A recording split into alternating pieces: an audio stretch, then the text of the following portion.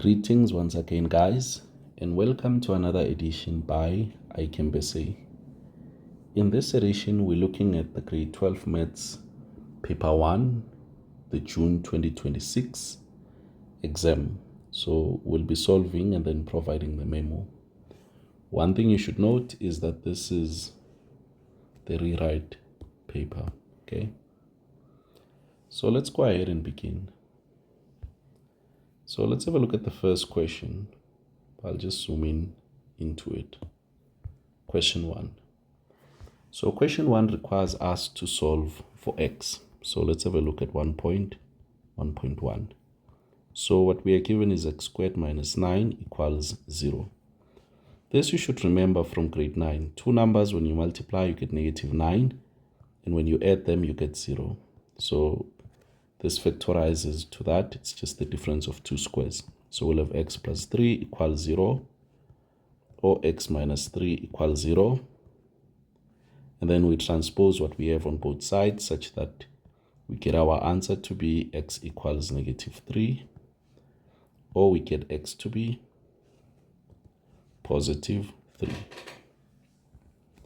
So we're done with 1.1.1. Let's go to 1.1.2.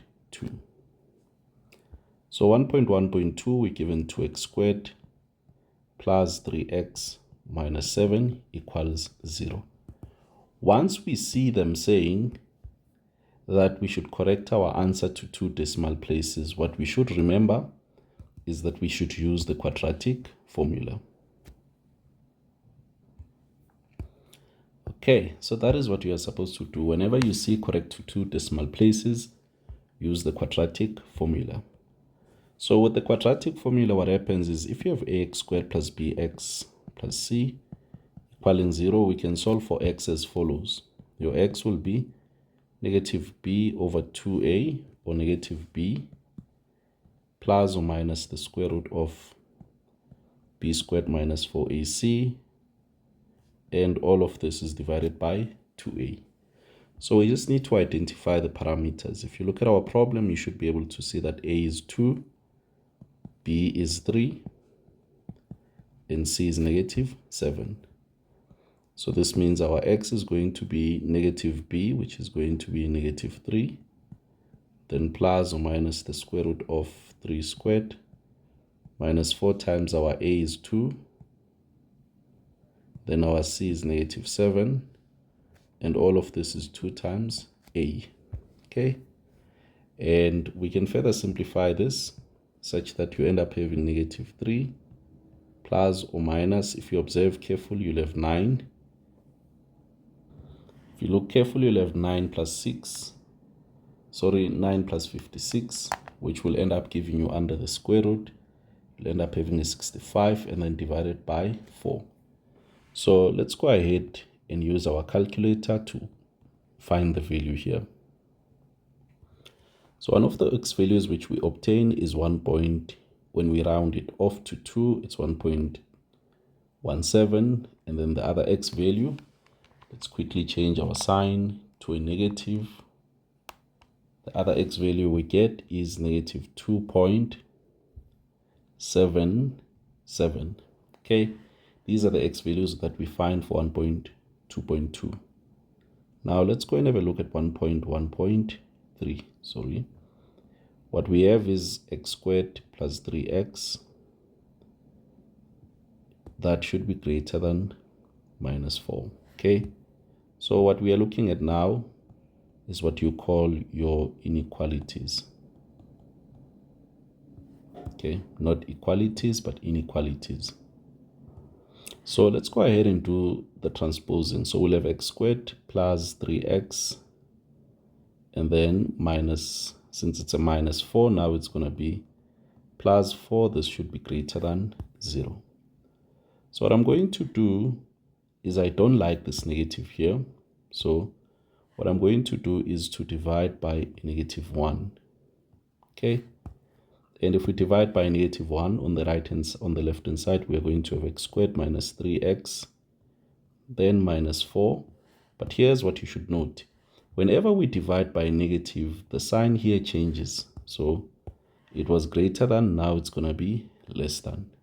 Okay, then what we can now do is to look at finding what we call critical values. Many of you know them as CVs. So if you quickly solve for x, you will see that the problem which you have here is, if I can just factorize it for you first, you will see that the problem that we have here is just going to be x minus 4 into x plus 1 less than 0. So that means our critical values, when you solve, you will get 4, and the other one will be minus 1. Okay. Now what we need to do is to quickly sketch our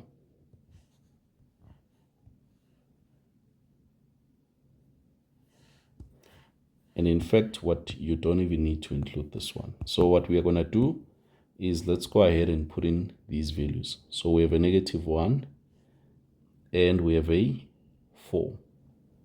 Now the reason why I always prefer to have a positive here is so that we can draw a smile. So if you look carefully, once we have a positive there, it means we can draw a parabola that is smiling like this.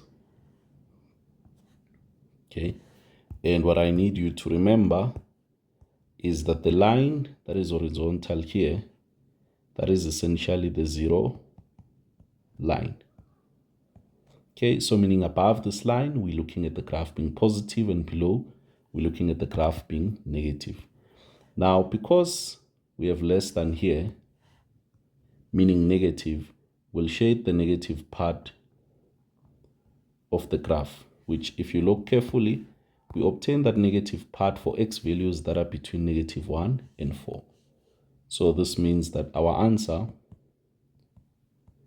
is as follows. We're going to have our x being between 4 and negative 1. Okay, I hope that this does make some sense. So let's create some space and see what should happen with the next question. Even this side, let's create some space. Let's take these x's to here and move this up. So let's have a look at the next question, 1.1.4. We're still required to solve for x. If you look carefully, we have the square root of, it is 7x plus 2, and then plus 2x equals 8. Okay. Now, if you think about it carefully, it's easy to transpose the 2x and then start squaring. So we're going to have the square root of, it's going to be 7x plus 2 equals 8 minus 2x. Now, in order for us to remove the square root, we are just going to square both the left-hand side and the right-hand side. That will allow us to remove the square root, and hopefully this problem will be a bit simpler if we do that. So we'll square the side and also square the side. So let's go to the next page and see how this turns out. Right, so if you square the left-hand side, you'll be left with 7x plus 2 equals, if you square the right-hand side, you'll see that you'll end up having 8 squared, which is 64, minus, you'll have 2x times minus 8. If you remember, 2 times 8, that should give you 16. Then times by another 2, that should give you 32. So you'll have minus 32x plus 4x squared. Okay, that is what we have. So we can transpose however way we want. We can take this to the left-hand side such that we have 0 equaling 4x squared minus 32x, then minus 7x plus 64 minus 2. So if you observe carefully, we have 4x squared minus, if you do your 37 plus 7, you will see that the answer which you get is 39 and then x. And then that will be 62. Now, if you think carefully about this, we really need to try and solve for this. And there's no easy way either than us using the quadratic formula. So we should use the quadratic formula. So let's go ahead. So our x will be negative minus 39, and then plus or minus the square root of, if you observe carefully, minus 39 all squared minus 4 times the a, that is 4 times 64, and this is divided by 2 times a, which is 4. So let's go ahead and punch this on our calculator and see if it works out. So the first x value that we obtain is 7.66, okay? And then the second x value that we obtain, if we put in a negative, let's quickly do that, minus,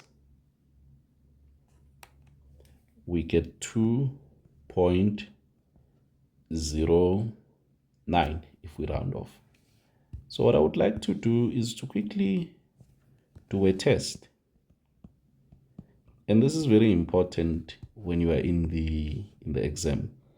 So if you remember, we can just go and have this equation here and just see if it's going to give us something that is approximate like that. So we want to see if this will be approximately 8. So what I'm going to do is I'm going to do x equals 2.09. So I'll go to my calculator and say the square root of 7 times 2.09, and then plus 2, and then have a space, plus 2 times 2.09. So let's quickly rectify mistake, guys, that we made here. I'm realizing now.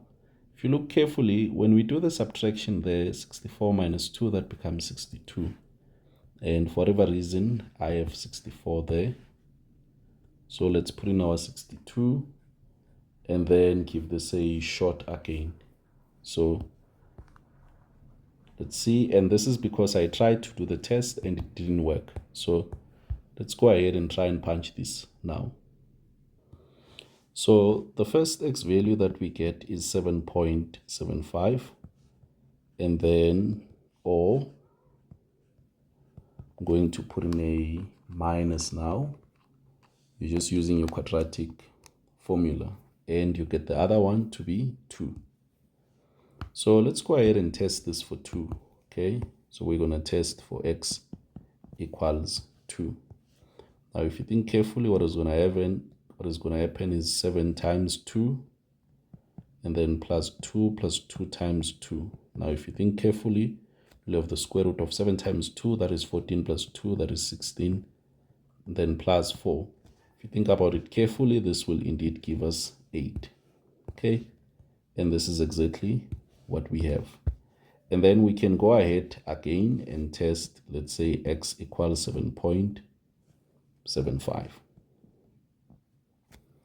And for this one, I'm just going to use the calculator. 7 times 7.75 plus 2, then plus 2 into 7.75. And the answer that we get is 23. So if you go ahead and do this one, where you say 7 into 7.75, and then plus 2 times 7.75, you will see that the answer that you will get, let me confirm, it is 23. Okay, so this means that our answer, we can conclude, let's maybe put it up on this page. So we can therefore look at our final answer, which is just going to be x equals 2. So our final answer will be x equal to, x should not be equal to 7.75, because this solution here, when we try and test, it doesn't work. So whenever you have sets, just try and double check your answer, okay, by trying to solve the problem again. or by plugging in the values. So let's go ahead and have a look at the next question then, where we're looking at 1.2 and 1.3. So let's look in on 1.2. So 1.2 requires us to briefly solve for x and y. Okay, that is what we are given. So we're given 2 to the x times 2 to the y divided by 4 equals 1, and we are given minus 2x squared plus 3xy, and then that equals y squared.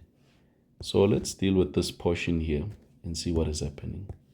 So we know that 4 has base 2. So we are going to have 2 to the x times 2 to the y. And this is divided by 4. We know 4 can be written as base 2. And we know 1 can be written as base 2, but to the power of 0. So if we focus on this one, you should be able to see that we'll end up having 2 to the power of x plus y divided by 2 to the 2 equaling 2 to the 0. When there's division, exponents subtract one another. So we end up having 2 to the power of x minus y minus 2 equals 2 to the 0.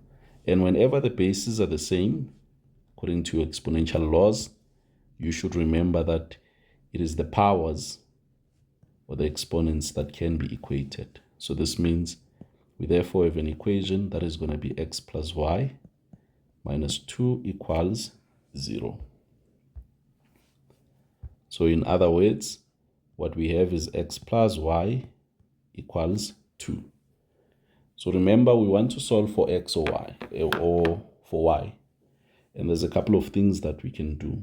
We can either make y the subject of the formula or make x. So what I'm going to do is I'm going to call this equation number 1, and then call the other one, which is this one, equation number 2. Okay, that is what we are going to do. So what I'm going to do is I'm going to start off by manipulating our equation number 2, our equation 1. So from equation 1, we can solve for y and have y to be equal to 2 minus x. Okay, and then what we are going to do is call this equation number 3. What we are going to do is to plug equation number 3 into equation number 2. So we have minus 2x squared, and then plus 3x. Wherever we see y, we are going to put 2 minus x. Okay, and this will be equal to, wherever we see y, we put 2 minus x all squared. So this will end up being minus 2x. Then if you look carefully, plus 6x, and then minus 3x squared equals, when we do the foiling on the right hand side, we are going to have 4, and then this is going to be minus 2x, but times 2, that's going to be minus 4x, and then we are going to have x squared there, x squared like that. So we can collect these like terms on one side. Okay, so what I'm going to do is to choose to push everything that side. So that means you have x squared minus 4x plus 4, and then plus 2x squared, then plus 3x squared, then minus 6x, like that. And this should now be equal to 0. Now, if you observe carefully, you have a couple of things happening. So you have a 2, a 3, and a 1. So that will end up giving you a 6.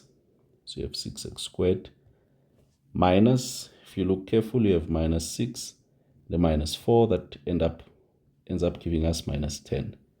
So we'll have minus 10x, and then we have a 4 as the only constant.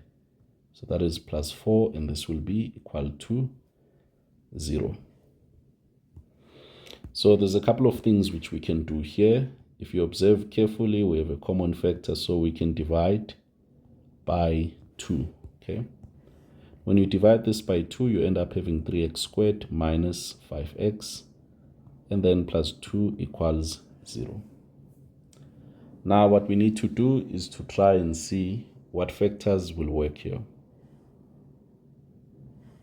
So let's go ahead and open our brackets. So since we have a positive, that means we are going to have a positive 2 and a positive 1. Those are the factors of 2. Sorry. Since we have a positive but a negative, it means we're going to have a negative and a negative. Okay. And then you will see that you need to put in 3x and x there for this to work out. Now, if you look carefully, you will see that when you start doing the foiling for this problem here, it's not going to work out. So what we're going to do is to quickly move and put in the x here and put in this here and think carefully. So if you multiply that, you will get minus 2x. If you multiply this, you will get minus 3x. So that will give us the minus 5 in between. So it looks like this combination here, it does work. Okay. It does work.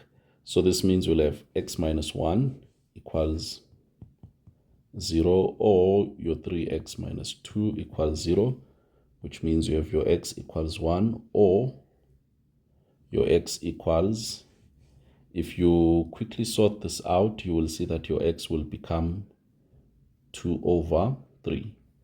Now the question becomes, what are the y values? Okay, so remember that we have an equation for y. So if you look carefully from equation number 3, we figured that you can get y by simply doing 2 minus x. So we'll start this by looking at x equals 1, which means your y equals 2 minus 1, which becomes 1. Then we look at your x equals 2 over 3. And then we find your y, which will be 2 minus 2 over 3, which is going to be, that is going to be 4 over 3. So this means we have our solution finally. So let's create some space and let's note down our solution. So I'm going to put them as coordinates. So our solution is as follows. We have an x value of 1, and that corresponds to a y value of 1. And when we have an x value of 2 over 3, that will correspond to a y value of 4 over 3. So these are the solutions that we are supposed to get for that problem. So let's go and have a look at the next question then, which is this one. So that is what we are given, and we are required to calculate the difference of A and Q. Okay, let's go ahead and do so. So if you observe carefully, what we are given is that the square root of 6p plus the fourth root of 128, and then multiplied by the square root of 6p minus the fourth root of 128, this will be 54, plus a square root of 2. Okay, that is what we have. So the first thing that I'm tempted to simplify is the fourth root of 128. So let's go ahead and simplify. So we're going to go to our calculators and have a look at the fourth root of 128. So remember, when you have the fourth root, it is the same as raising to the power of 1 over 4. So that is what we have. But what we need to remember is that 128 is actually the same as 2 to the power of 7. So the 4 will not divide properly on 7. So we are going to do two things. So the first one, I need you to remember that if you have a plus b, they are multiplying by a minus b. That is the difference of two squares. It's the same as a minus b, a squared minus b squared. Okay, because these are the same. So it means what we have there above is simply whatever we have, 6p all squared, and then minus the fourth root of 128 all squared. That is what we have on the left-hand side. And the right-hand side remains as is. So we have 54 plus a square root of 2. So now, if you observe carefully, this becomes a bit simpler now, because you remember that fourth root is the same as that. So that means we end up having 6p minus, remember we said that this is the same as 128 to the power of 1 over 4, that fourth root. And then we have a square here, and we have that on the right hand side, 54 plus a square root of 2. So if you look carefully, the 2 will multiply the exponent such that what we end up having is our 128 to the power of a half. Okay, that is what we have. So this means here we are going to have, if you go to your calculator and then you just put 128 to the power of half, you will see that what you end up getting is you'll have 6p minus 128 to the power of half will give you 8 square root of 2. And 8 square root of 2 is equal to, if you observe carefully, 54 plus a square root of 2. Okay, and what we are looking for is the difference of a minus p. So what I'm going to do is I'm going to move. So if you observe carefully, what we are looking for is a minus p. Remember that what this is equal to. So we are going to move the a and p to be on one side, and then move the other element. Okay, so I'm going to have negative 8 square root of 2 minus 54, and I'm going to have a square root of 2,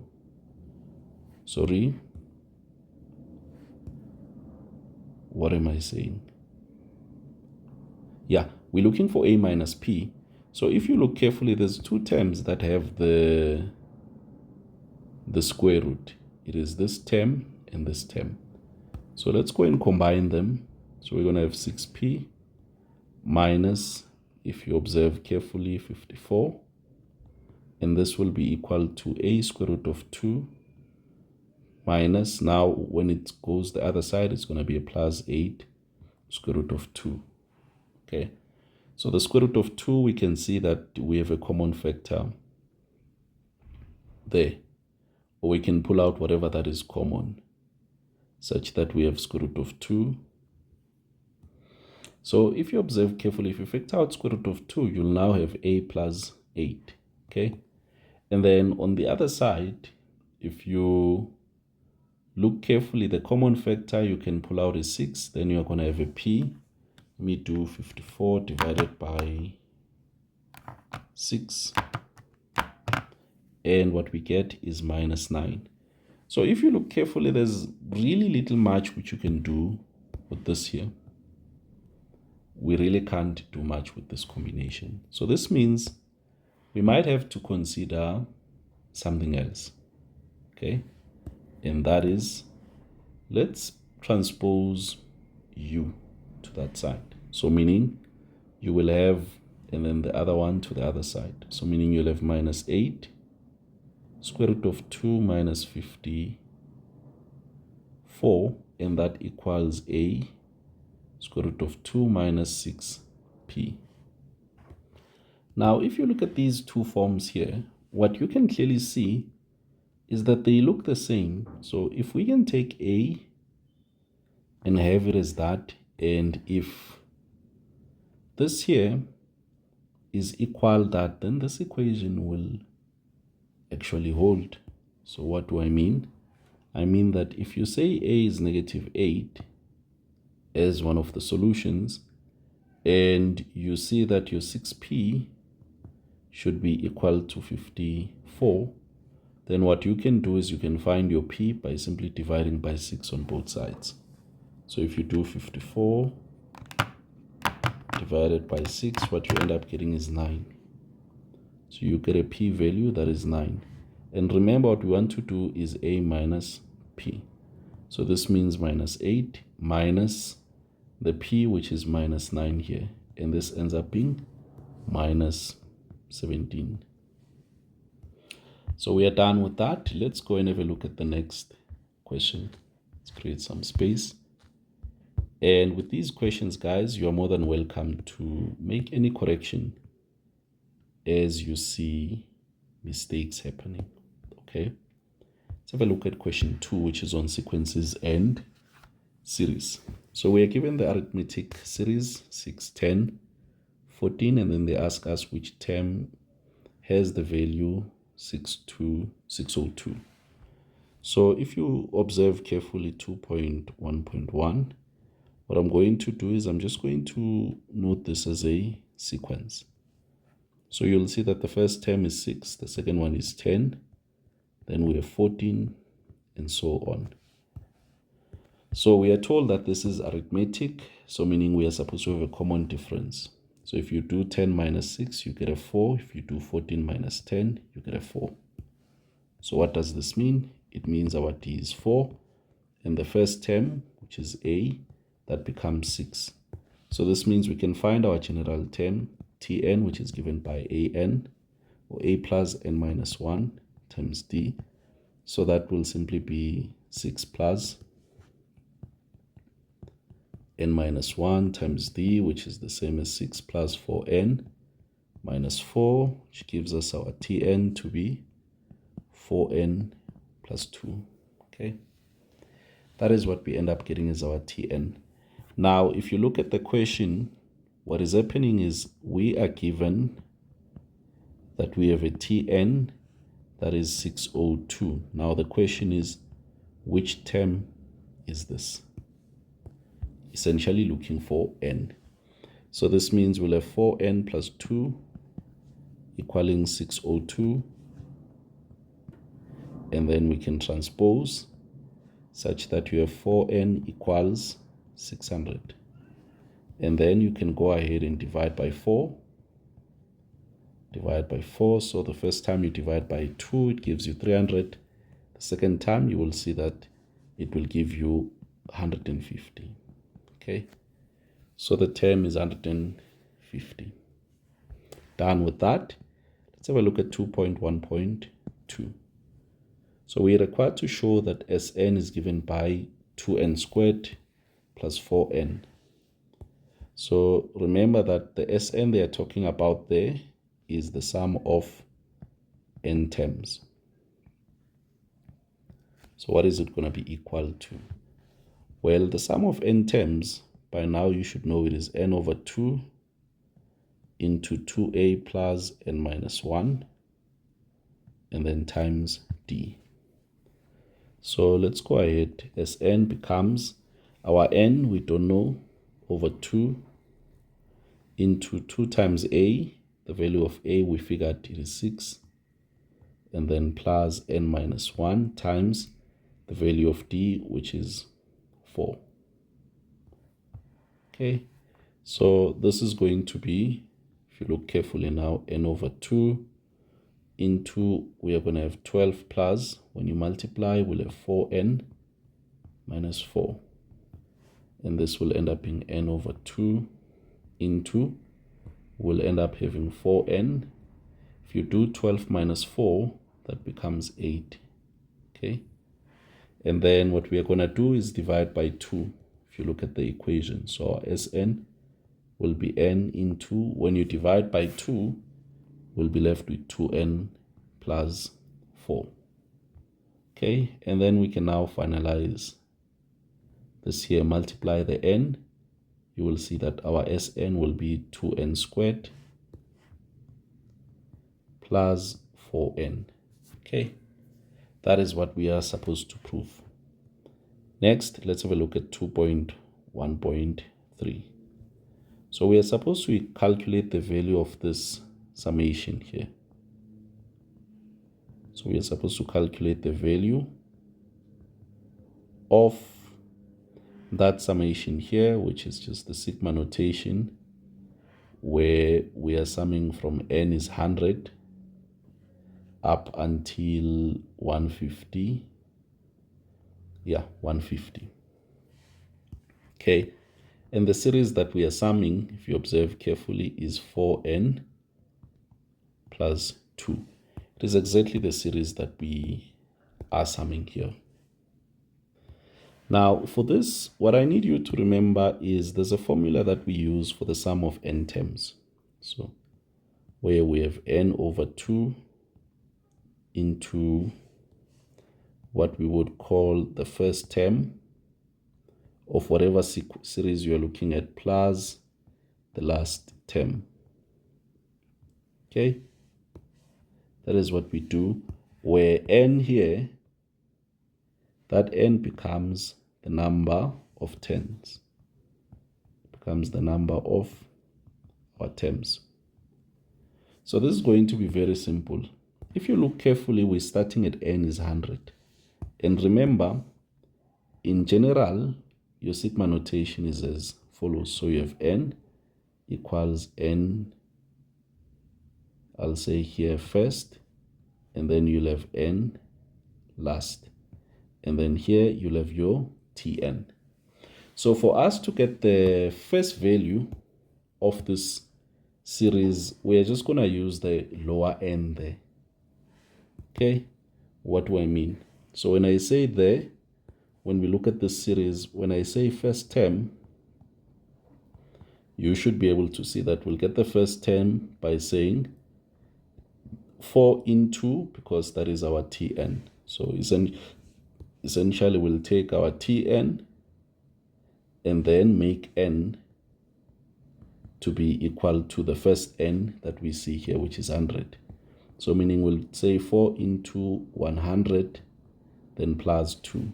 Okay, and that means our first term is going to be 400 plus 2, which is going to be 402. Okay, what about our last term? Our last term, we use the top part of our sigma notation. So our last term, what we will do is we'll have Tn, and wherever we see n, we put in the last n value, which is 150, which means we have 4 into 150 plus 2. So you will see that this will be 602. Okay, that becomes our last term. Now, how do we find the number of terms? Because we said the n that sits here is the number of terms. So let's go ahead and have a look. So for the number of terms, what you do is you look at the last. So you'll take n last minus n first and then plus 1. That is how we find the number of terms. So what does it mean? It means for us, let's create some space. For us, what this means is the last one there is 150 minus the first one is 100 and then plus 1. So this means our test will be 150 minus 100, which will give you 50, and then plus 1, and that will give you 51. So 51 becomes our number of terms. Let's create some space. So now we can go ahead and find our sum of 51 terms. So it's going to be 51 divided by 2 into the first term is 402 plus the last term is 602. So it means that will evaluate to 51 divided by 2 into 402 plus 602. So this will become a very big number.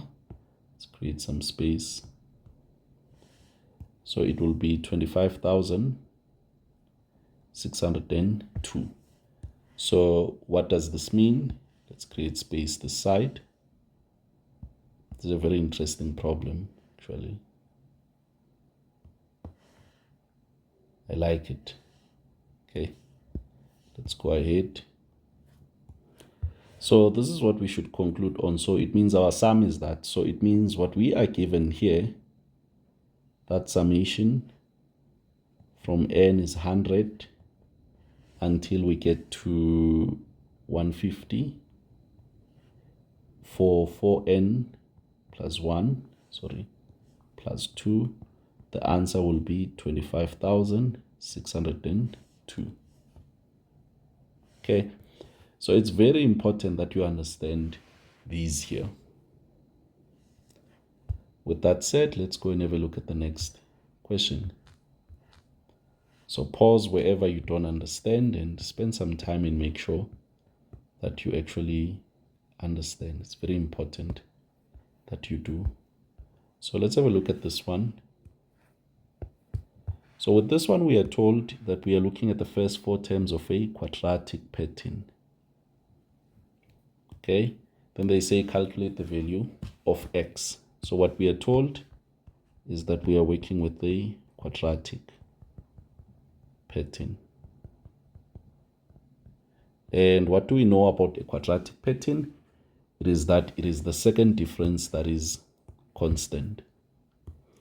So with that knowledge, let's go ahead and see if we can solve for x. So we have -1 and -4x, 11, and then we have 2x plus 12. So if we take the difference between these two terms, we'll end up having -4x minus -1, which will end up being a +1. And then we do 11 minus 4x, which will end up being 11 plus 4x. And then we do this difference. We have 2x plus 12 minus 11. That ends up being 2x plus 1. Okay. Then we take the second difference, which is where this should be equal, because the second difference is what is equal for a quadratic sequence or pattern. So if we do the difference, we'll have 4x plus 11 minus 4x plus 1. That will end up giving us 8x, if you look carefully, plus 10. Okay, and then we subtract this one. You'll have 2x plus 1 minus 4x plus 11. So if you say 2x minus 4x, you'll get minus 2x. Then 1 minus 11, that becomes minus 10. So we know that these should be equal, because that is where we are looking at our second difference. So this means our 8x plus 10 should be equal to minus 2x minus 10. So we can transpose the 2x, the minus 2x to the side, and the minus 10 to the other side. And if you do so, you'll see that you'll get 10x equals minus 20. And we can divide by 2, not by 2, but by 10. Let's go ahead. Let's divide here by 10, and you divide by 10. And you will see that the x value which we obtain is minus 2. So this here becomes our solution. Okay, so we have found the value of x. Then we go to the next question, 2.2. They say if x is -2, so this is really guiding you, because some of you might have not gotten the x is -2. So they are trying to lead you. We should show that the Tn, the general term, is going to be given by that. Okay, so let's go ahead and work this out. So what we see is that the second difference, we have found it. So the second difference, it is equal to either this or that. Doesn't make a difference. So we can say 8x plus 10. But if you remember, we are told that x is minus 2. And the second difference, we know it's always equal to 2a. So this means 2a will be equal to 8 into minus 2 plus 10. And this will be 2a equaling, if you look carefully, that will be minus 16 plus 10. And that will end up giving us minus 6. So with minus 6, we can now find a by dividing by 2 and by 2. And you will see that the value of a that we obtain is -3. Okay, very important. And then now, if you remember, there's another equation that we use to find b. because remember our general term for a quadratic sequence, it is an squared plus bn plus c. So now the question is, how do we find b? And there's an expression we use, which is always t2 minus t1 equaling, this is always given by 3a plus b, okay? And if you remember, it's simple. This is because your t1 will always be a, if you think about it, plus b plus c, which we are going to use. And your t2, if you put in n is 2 there, you'll end up getting 4a plus 2b plus c. So that is why if you take the difference, that is what you end up getting there, okay? But t2 minus t1, we know what it is equal to. It is equal to this term here. So that is what we found. That's t2 minus t1, which is minus 4x plus 1. So we have minus 4x plus 1. So we can go ahead and solve. So we have 3 times our a, we have is minus 3, then plus b equals, and if we go ahead, we have minus 4 into, the x is minus 2 plus 1. Now if you look carefully, you'll have minus 9 plus b equals, this one here will give us an 8, and then plus 1, that will give us a 9, okay? And then we can now transpose to get the b. And what you will see is that the value of b that we end up getting will be 18. So therefore b equals 18. Now, again, another important question is, what then is the value of c? And to get the value of c, we're going to use t1 equals a plus b plus c. In our case, t1 is negative 1. So we're going to have negative 1 equals the value of a, we found is negative 3. The value of b, we just found is 18 now. C is what we are looking for. So this will end up in negative 1 equals, if you do 18 minus 3, you should get 15. So we get 15 plus c. And then you can transpose, and you will see that the value of c will therefore be negative 16. Now let's go ahead and have a look at our answer then. Because we have the value of a, b, and c already. So going back to this equation, you'll see that our Tn will simply be, our a is negative 3, so we'll have negative 3n squared. Our b, if you look above, it is 18, so we'll have 18n. Our c is minus 16, so this will be minus 16. And just like that, this is the answer that they were expecting us to show. So let's go ahead and have a look at the next question. Let's go to the next page.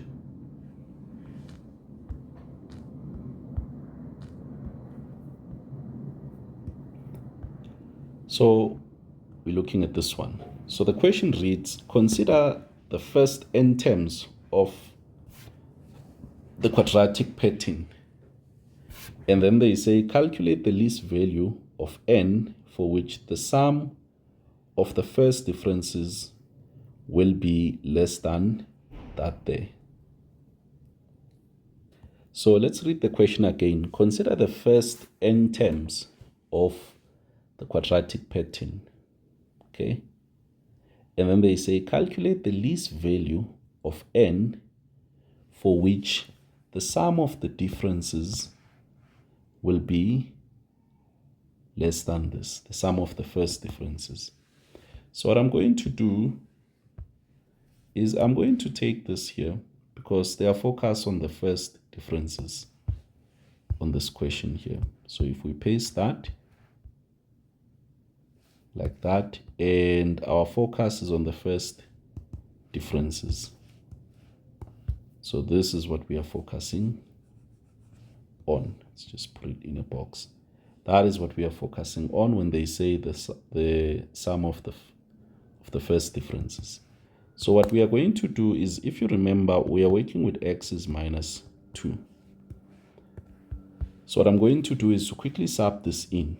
So we'll have minus 1 into, when we sub in minus 2, you are going to have an 8, and then 11. If you sub in minus 2, you'll have a 12 minus 4. That will give you another 8. Let me think.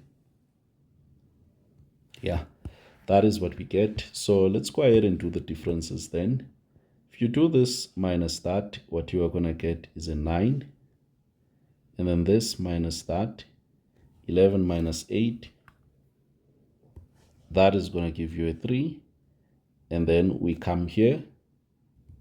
If you look carefully, that is going to give us a minus 3.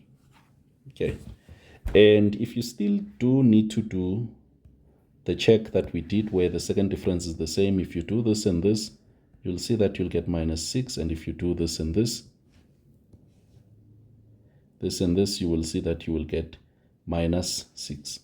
So our focus will be from our first difference going down. Okay, so if you observe carefully, you should be able to see that our first difference is actually a linear pattern because it has a constant difference which happens to be 6. And now they want us to find the sum, the n value for which the sum of the first differences will be less than that. So essentially it means we need to find Sn using these differences. So if now we look at that as a linear pattern, you will see that the a value will be 9, and then the d value will be minus 6. So we now need to look at this as a linear pattern. We'll have n over 2 into, that is the sum of n terms, 2n, sorry, not 2n, but 2a plus n minus 1 times d. So let's go ahead and find Sn, and then we are going to say Sn must be less than that. So Sn will be n over 2 into 2 times a, which is 9, and then plus n minus 1 times d, which is minus 6. So if you observe carefully, our Sn will end up having n into, you'll have a 9 when you divide by the 2, and then you'll have a minus 3n, and then plus 3, like that. So our Sn will be n into, if we collect things, it will be minus 3n. If you look carefully, 9 plus 3, that will give us 11. So that will be plus 11, okay? Done with that, we can FOIL it if we really want, such that our Sn becomes negative 3n squared plus 11n, okay? And then now we can go ahead and start doing the actual solving. So our Sn is going to be less than this negative 1,380. So what does this mean? It means that we are going to have negative 3n squared plus 11n less than negative 1380. So we can transpose and have negative 3n squared plus 11n, then plus 1380 less than that. Then what I'm going to do, as done previously, I do not prefer to have negatives. So I'll divide by a minus like that, minus 1. And if we divide by minus 1, we will end up having 3n squared minus 11n, and then minus 1380. And this should be greater than 0. Please note the sign change. Okay, it's very important. So now next what we can do is we can find critical values where we essentially solve for n. Okay, we solve for n and then see what we end up getting here. And we are going to use the quadratic equation. So what you are going to do is you're going to say n equals negative, as an example, negative 11 plus or minus the square root of negative 11 squared minus 4 times a, which is 3, and then our c, that is minus 1380. Let's create some space here. and then we divide by 2 times a, which is 3. So we'll get n values. Let me go to my calculator. Negative 11 plus 11 squared minus 4 times 3. And then times negative 13.1380, and then times that. So the n value I end up getting is 23.36. And let me find the other one. Put in a minus. We get n equals minus 19.69. So already I'm sure you can imagine there's no way we can have negative n values, because n speaks more about the position. So you can't have a negative spot. Say you are sitting on a seat and they say you're sitting in which position. It can't be a negative number. You're sitting on seat number 5. Okay? So let's go ahead and finalize this. So if we quickly draw our inequality, you'll see that we'll have negative 19.69, and then we are going to have 23.56. So as always, I always prefer to have a smile. That is why I divided by negative. So you have that.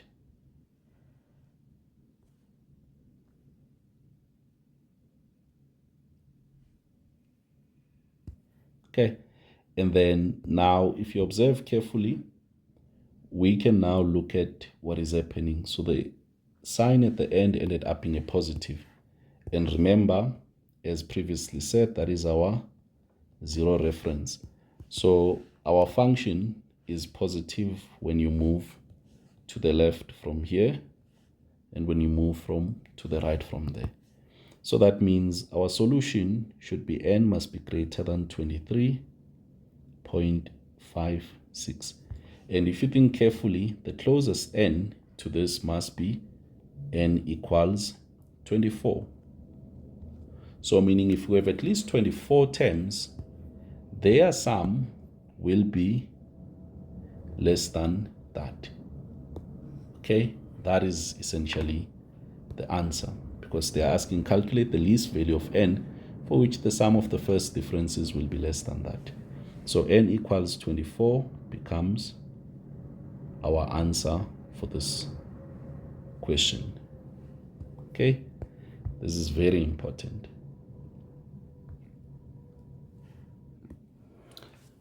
Okay, guys, let's have a look at the next question, which is question number 3. So let's zoom in. So question 3 reads, 2 clocks A and B were observed from 9 up until 10. The following observations were made. The time on both clocks was exactly 9, I think, when they started. And then they mentioned that clock A measured the time correctly from 9 up until 10. Okay. While clock B measured half the time that clock A measured in the first 5 minutes.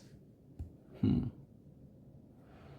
then they say, thereafter, for every 5 minutes, clock B measured 50% of the time measured in the previous 5 minutes. So let's think about what is happening here.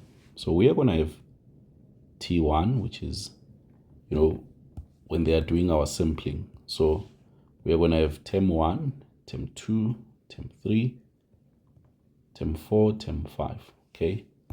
And what we are going to have is the 2 clocks, to just try and understand what is happening. So let's have clock A here and clock B. So remember, these measurements, essentially they're looking at them in steps of 5 minutes. So when we do the first measurement, I'll be looking at the time from 9. Okay, so the time from 9, it would have been 5 minutes on clock A. And then when we do the second measurement, it would be at 10 minutes, then at 15 minutes, then at 20 minutes, and then at 25 minutes, and so on. Okay, so essentially what this time is here, it is minutes from 9. Okay, that is the idea. And then now let's have a look at what is happening. Then with clock B, we are told that clock B measured half the time of clock A in the first 5 minutes. Okay, so meaning when we measured at the 5-minute mark, clock B had measured a time that is half that of A, meaning 5/2. Then the statement says thereafter, for every 5 minutes, clock B measured 50% of the time it measured in the previous 5 minutes. So this means when we say 50%, we mean half of what we measured. So if we halve this again, we get 2, 5/4. Okay, that, if you look carefully, is half of your 5/2. Then you half again, essentially multiply by 1/2, you get 5/8. Then you half again, you get 5/16. Then you half again, you get 5/32, and so on. So that is how clock B is going to be carrying on. Okay, now let's look at what is happening, because the questions are around clock B. Now, if you think carefully, we now have a sequence that we can work with here. And our sequence, if you observe carefully, it will be 5/2, 5/4, 5/8, 5/16, and so on. Okay, so what we can clearly see is that we are going to have a common ratio in this here. So the first term, that is going to be A. So A is going to be 5/2, that is the first term. Then the ratio, we can find it by doing T2 divided by T1, or T3 divided by T2. That is not going to make a difference. The common ratio is going to be half, okay, when you do the division. But maybe let's show it. Okay, so our R is going to be, if you go and do 5/4 and you divide it by 5/2, you will see that the answer will end up being half. That is our R. So they want us to know what is the time when clock A reaches 10 on B. Okay, and this sequence is based on B. Okay, so we can do our Tn. Remember, our Tn for in geometric series is A times, sequence is A times R to the n minus 1, which means what we have here is 5/2 times our R is a half. So we have n minus 1. Okay, now we need to figure out at 10, what would be the n value? So remember, what is happening is at 10:00, that would be 60 minutes from 9. Okay, that is 60 minutes from 9. So since we're moving in steps of 5, what we can do is we can do 60 divided by 5, and that will be, if you observe carefully, 12. So meaning we can use n is 12 to be able to determine what would have been the minute shift from 9 when we are looking at clock B. So let's go into T12. That is going to be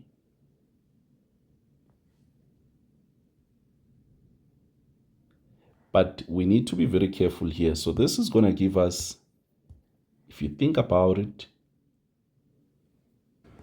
now if you think of this carefully, for us, we are not going to be looking for, think about it carefully, T12. Rather, because we know that we are going to be looking at 12 terms, we should rather find the sum, because if you look at the time, it's decreasing. So from here, then on the next cycle, the time even slows down. It slows down what is measured, and so on and so on. So the deviation from the previous one. So what this means is we need to just go and find our Sn. And our Sn for a geometric series, we know it is r to the power of n minus 1, then divided by r minus 1. So for our problem, if you observe carefully, our A is 5 over 2, and then we have a half to the power of 12 minus 1, and this is divided by half minus 1. Okay, so this is going to be our sum of 12 terms. So let's go ahead and punch in on our calculator. So we have 5 over 2 into 1 over 2 to the power of 12 minus 1 divided by a half minus 1.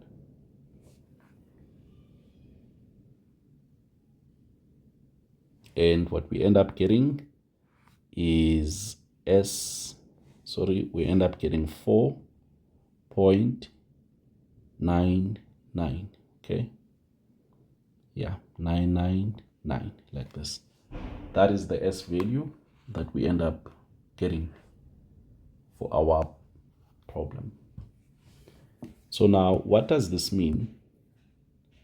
So what this means is that from the initial point to when we would have gotten there, we would have moved about that amount from 9. So this means that when clock A hits 10 a.m., clock B would be at 9.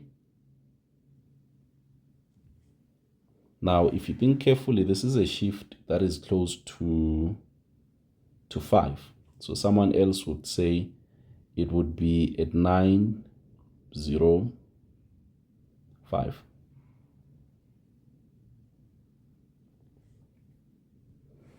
So that is what would happen, okay? Or alternatively, what we can do is we can try and convert this into decimals. So for example, the minute, we see that it would be at 0.4, and then we can take that second, this part here, that's 0.999, and then just multiply it by 60 to be able to get the second. So if you do 0.999 times 60, what you get is 59, okay, which is very close to 60. So you can have your second as 59, okay, like that. But the 59 still has a decimal if you look at it, and that decimal is 0.94. So then this pushes you to even not now seconds, but into milliseconds. And you can go on and on, but yeah, I think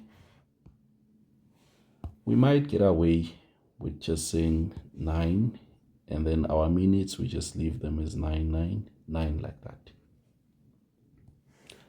So that is how we would have gotten this. And as I said, you are more than welcome to try and convert what is happening here into your seconds, and then you can look at milliseconds and go down and so on. But this is where we are going to pause. And what I'm going to do is to leave this question for you as your homework. And your homework is 3.2. And also part of your homework is to actually review what I did. What do you think about this question and how would you have approached it? And this, guys, brings us to the end of part 1. So part 2 is coming, where we solve the remainder of the paper, that is question 4, 5, and 6. So this brings us to the end. I hope that you really found what we did here helpful and you understood everything that we did. Wherever you feel like I made a mistake, please feel free, guys, to correct the work. Cheers and enjoy.